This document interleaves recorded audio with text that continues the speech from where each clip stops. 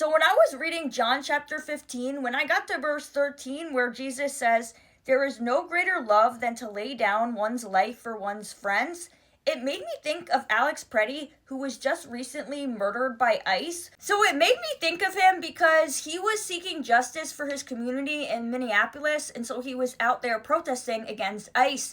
And one of the ICE officers shoved a woman to the ground. He went in to help her get upright, and then the ICE officers started attacking him, and then they shot him multiple times. So, as Christians, we are called to love everyone. In Matthew, Jesus says, "If you love only those who love you, what reward is there for that? Even corrupt tax collectors do that much.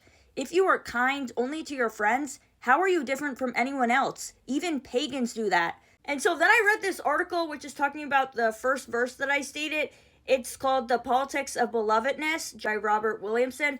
And this isn't not about ICE, it's about police brutality against black people. But it says, "Only when we truly believe that Black Lives Matter, when we learn to lay down the privilege of whiteness before a God who delights in blackness, can we understand what it means to be God's beloved." But what he's saying can also be applied to what ICE is doing right now. And so in the article it says, "This is the love to which Jesus calls us, a love that relinquishes privilege so that others may live." And then he says that privilege thrives on the mentality of scarcity. It flourishes when we believe that there is not enough to go around. It makes us believe that someone else being lifted up means we are being taken down.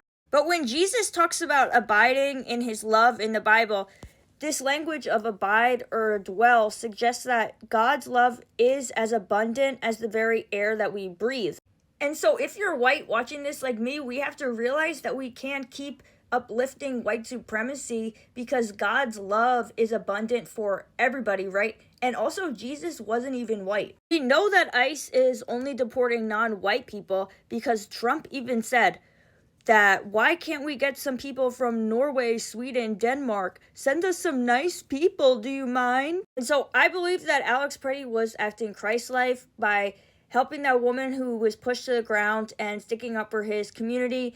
And you cannot listen to the media that's saying that he's a domestic terrorist and that he deserved to die because he had a gun, when it is legal for you to be able to bear arms, and he had a permit for it, and it was in his pocket. It wasn't even taken out. He was just filming with his phone, and this was just not right that he had been shot.